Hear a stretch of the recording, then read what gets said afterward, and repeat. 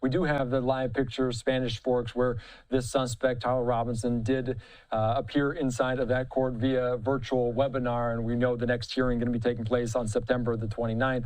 Just kind of turning back, circling back to what's going on in terms of Capitol Hill, we've heard different reaction, including Nancy Mace today moving forward with a motion to kick off a Democratic lawmaker, Ilhan Omar, from some of the committee assignments, saying we've officially filed a resolution to censure Ilhan Omar and remove her from community assignments. Charlie Kirk was assassinated for speaking the truth, and Ilhan Omar mocked him for it. There must be consequences for glorifying political violence. Hold the line. What do we make of this development? How likely is it that Ilhan Omar will be kicked off some of these committees?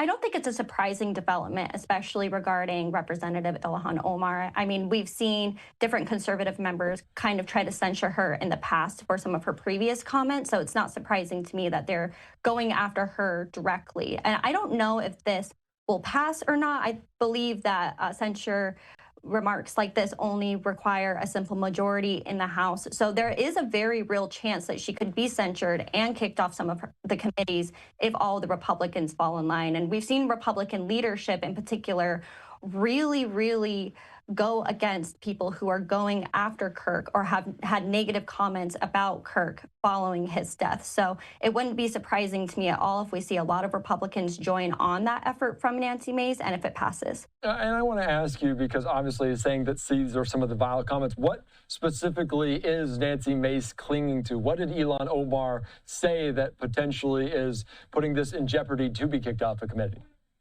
Yeah, so Nancy Mace is calling into some comments that Ilhan Omar made on a podcast, as well as something that she had posted to Twitter. And I believe that the comments that she's going after in the podcast are talking about what Charlie Kirk was talking about in his time of death, and that he was kind of, in her words, spewing hate or spewing that rhetoric in his time of death. And so I think that Nancy Mace is going after some of Ilhan Omar's comments about Kirk's character following the assassination and after some of those comments. And again, I believe it only takes a simple majority in the House for this thing to pass. So if enough of Nancy Mace's colleagues agree with her, we could see Ilhan Omar be kicked off her committees. All right, very good. And we also have seen plenty of Democrats also express their displeasure, just saying they were horrified by this, sending the condolences out to Charlie Kirk's now widow, Erica, and their two small children. So, Savannah, thank you so much for joining us. I appreciate your time, your insight there from Washington, D.C.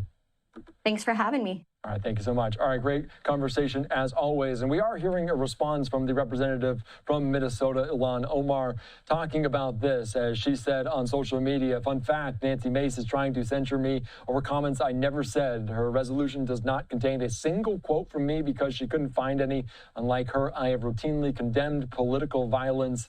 This is all an attempt to push a false story so she can fundraise and boost her run for governor. She goes on to say here on social media, to those claiming they're for free speech while punishing and silencing those exercising that right, you're not pro-free speech. So coming in from Ilhan Omar here on Live Now from Fox, as we are almost at 6 o'clock on the East Coast. A couple roundup of live pictures, including in Phoenix, Arizona, outside the headquarters for Turning Point USA, in which Charlie Kirk co-founded almost a dozen years ago. Also a live picture in Spanish Forks, Utah, where the hearing taking place for Tyler Robinson, the suspect, as we are learning the foundation, what prosecutors are laying the groundwork for those counts, including aggravated murder.